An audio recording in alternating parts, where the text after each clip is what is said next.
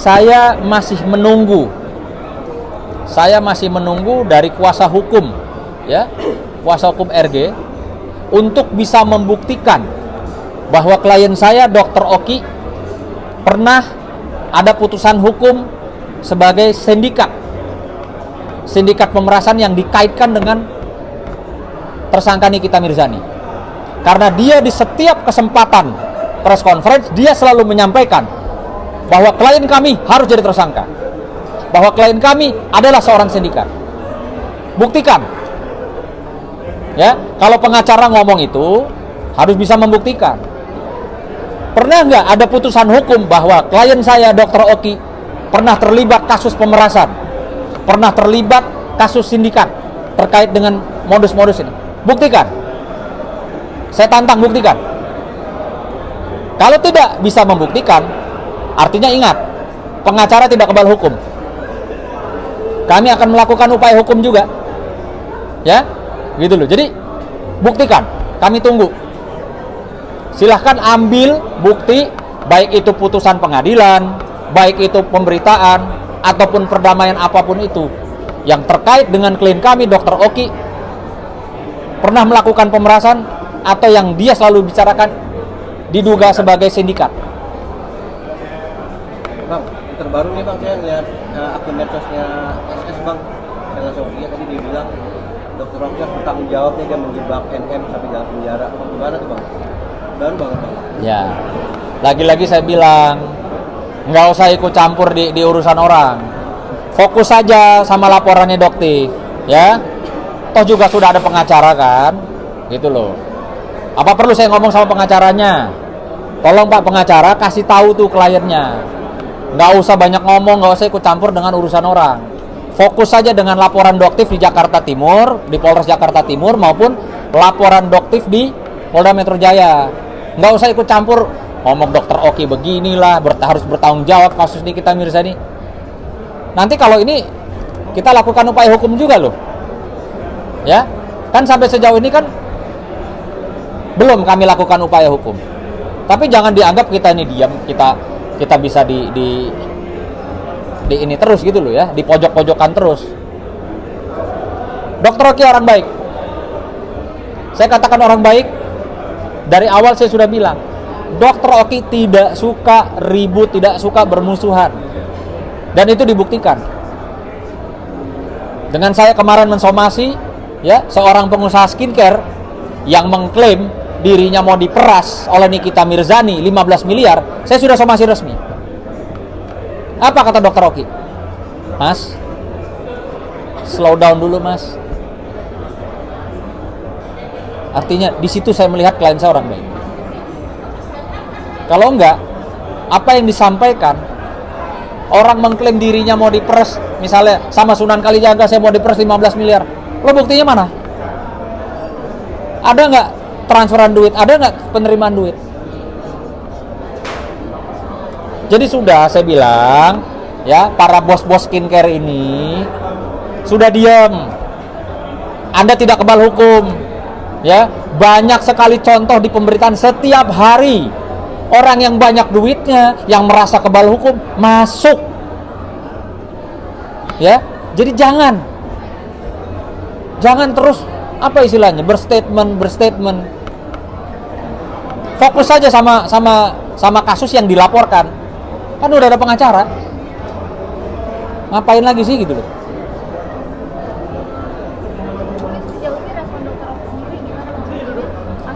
Iya, Dr. Oki, klien kami itu, dia selalu berpesan, Mas Sunan, jangan sampai ini ya, apa maksudnya, orang-orang itu masih terus-terusan nyerang saya. Saya kan udah diem, saya kan nggak mau ribut gitu. Ya saya bilang, Dr. Oki itu punya hak hukum yang sama. Kalau mereka bisa laporin Nikita Mirzani, Dr. Oki saya pastikan bisa melaporkan mereka, terutama pengacaranya itu yang selalu ngomong Dr. Oki harus tersangka, Dr. Oki ini terlibat sindikat. Saya tuh ya bersyukurlah gitu loh, klien saya masih punya hati yang baik. Kalau klien saya bilang, Mas Sunan laporin, nggak ada yang kebal hukum bos.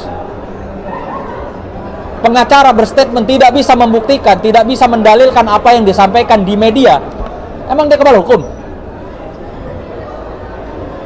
Makanya saya bilang, jadi pengacara itu menyampaikan sesuatu itu ada datanya. Jangan memaksakan kehendak. Dari awal saya bilang, pengacara DRG jangan memaksakan kehendak. Dokter Oki harus jadi tersangka. Dokter Oki ini salah satu sindikat. Buktinya mana? Saya tantang nih, buktinya mana? Ada nggak putusan hukumnya? Kalau Dokter Oki pernah terlibat kasus pemerasan, ada nggak putusan hukuman? Dokter Oki pernah terlibat sindikat apa? Sindikat narkoba, sindikat apalah skincare, ada nggak? Saya tantang debat deh, sebelum saya laporin gitu aja.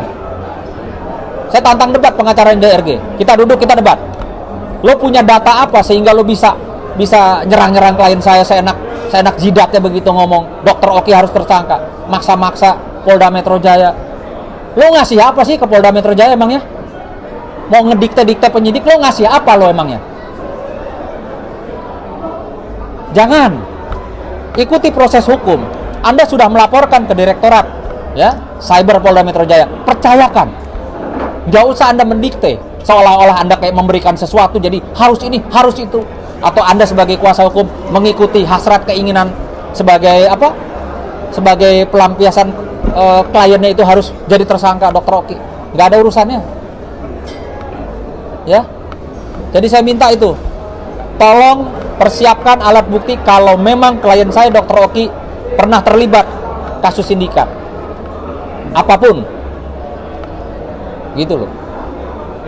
Ya, Bang, semalam juga kan beberapa waktu lalu sempat bilang Dokter Oki ingin bertabayun, duduk bareng, bicara baik-baik. Respon dari Dokter Reza juga begitu baik semalam saat ditanyakan bagaimana dengan niat baik dari Dokter Oki ingin bertabayun dengan dirinya. Dia seolah-olah dalam arti garis besar ingin tetap membuka jalur itu. Seperti apa nih Pak? Ya lagi-lagi saya jawab bahwa memang itulah klien kami, Dokter Oki dari awal itu. Ini buktinya nih, apa yang saya omongkan di awal itu terbukti bahwa memang dia melihat DRG dengan NM aja ada perseteruan, ada permasalahan. Dia nggak kepengen jadi berantem. Pengennya bisa menyambung silaturahmi, pengennya bisa mendamaikan. Ini terbukti kan? Dia sendiri aja, ini kan NM sama DRG nih, dia sendiri aja diserang-serang ya sama pengacara DRG. Dia belum pernah merintahin saya, masukan laporin. Walaupun saya sebagai kuasa hukum, kami sebagai kuasa hukum tentunya juga gemes. Ini orang apa sih gitu loh? Pengacara kok maksa-maksa? Pengacara kok mendahului kebijakan atau keputusan hukum? Pengacara kok berani bilang ngomong ini sindikat, Dokter Oki harus jadi tersangka. Ini kita buktikan bahwa klien saya nggak suka ribut. Gitu. Oke? Bang, ini dong tanggapannya sebagai praktisi hukum kan kita perpanjang lagi masa tahanannya. Berkas itu dikejaksaan dikembalikan lagi ke kepolisian. Ya. Mungkin apa sih hal-hal yang membuat berkas itu dikembalikan ke kepolisian? Iya, jadi kalau bicara tentang soal masalah berkas, kan sebenarnya berkas itu sudah diajukan, tapi dari kejaksaan P19 dikembali ke polisi. Artinya di pengembalian itu berkasnya belum lengkap. Ada petunjuk dari jaksa terkait dengan beberapa hal yang harus dipenuhi oleh pihak kepolisian. Biasanya seperti itu. Nanti kalau sudah lengkap, nanti namanya tahap 2 P21 antara si tersangka dan barang bukti itu diserahkan kepada jaksa, dan jaksa nanti akan melanjutkan untuk proses persidangan. Itu tahapan daripada kasus pidana. Jadi nanti kalau 20 hari, kan sudah perpanjang jadi 40 hari ke depan. Dalam 40 hari itu, mudah-mudahan proses ini bisa langsung ke tahap 2 sesuai petunjuk jaksa bahwa berkas sudah dilengkapi dan berkas sudah lengkap sehingga P21 tahap 2. Kalau itu belum juga, artinya kalau balik lagi ke pihak kepolisian, kalau 3 kali itu bisa saja terjadi bahwa kasus ini bukan pidana dan bisa saja kasus dihentikan. Bang, ini baru aja diperpanjang lagi Bang. Berapa sih batas maksimal ketika penahanan tersangka ini kan belum kan? Kalau dari sisi kasus pidana, biasanya polisi itu menahan seseorang itu kan 20 hari. Lalu ada perpanjangan 40 hari. 40 hari ini polisi harus bisa menyelesaikan prosesnya sampai penyerahan tahap 2 pihak kepolisian. Kalau itu belum selesai, artinya polisi juga harus bisa menyampaikan kepada jaksa terkait ini kasus ini berat atau tidak, sehingga ada kemungkinan bisa ditambahkan waktu atau kemungkinan kasus ini bisa dihentikan. Yang kurang lengkap biasanya kasus pidana terutama di kita ini Pak. Jadi kalau menurut saya, kalau memang berkas ini P19 bisa 3 kali bolak-balik berkas, tidak bisa di P21 kan tahap 2, Nikita Mirzani bisa dibebaskan. Nggak perlu rapid ya Bang ya? Tidak perlu rapid. Artinya jaksa melihat bahwa ini perkara tidak perlu harus naik ke proses persidangan. Kasus ini dihentikan. Karena apa? Karena jaksa tidak bisa menerima kasus ini untuk dilanjutkan ke proses persidangan. P21-nya tidak terpenuhi. Artinya apa? Artinya kasus ini bisa dihentikan. Bisa SP3 itu loh. Berarti kemungkinan di kasus kita seperti itu ya? Kalau memang itu bolak-balik 3 kali, bisa saja dihentikan. Nggak ada masalah.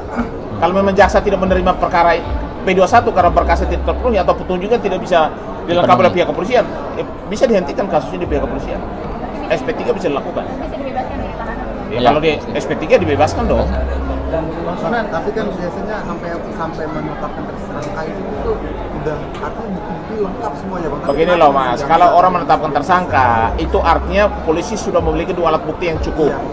Artinya belum terdakwa, belum dia menjadi terpidana dong. Tersangka itu dugaan dan dia melakukan tindak pidana, tapi harus diuji dulu.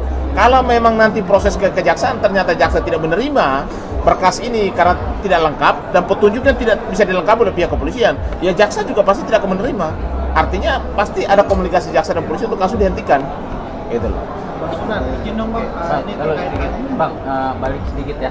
Dengan langkah apa sih Bang yang akan diambil after semalam diterimanya tabayun dari OPI? Dr. Reza, langkahnya apa yang akan diambil? Ya tentunya kan kalau namanya orang-orang ini ya mau ya beritikat baik, ya tentunya tunjukkan itikat baik. Itikat baik itu seperti apa sih? Ya mungkin menyadari kehilafan atau kesalahannya, terus meminta maaf, lalu mengklarifikasi, kan begitu. Karena ini semua mulainya dari media, yang dimana pengacaranya DRG, ini terkait DRG kan, pengacaranya DRG itu cuap-cuap, ya membangun satu opini publik, seolah-olah Dr. Oki itu adalah sindikat, mafia, yang harus dijadikan tersangka. Sampaikan dulu permohonan maafnya, gitu loh. Ya, ini yang benar seperti itu. Wah, saya udah ngomong ke media, saya nggak punya bukti, ya, saya mau minta maaf, buktikan itikat baiknya. Tapi kalau saya selaku orang hukum, tentunya kita bicara hukum aja. Anda menyampaikan, Anda membuktikan, gitu loh. Karena konsekuensinya, ketika Anda tidak bisa membuktikan, tidak menutup kemungkinan, Anda bisa kami laporkan ke Dewan Kode Etik, kami bisa laporkan juga secara proses pidana, gitu. Berarti dalam artinya poinnya ada di kuasa hukumnya dulu.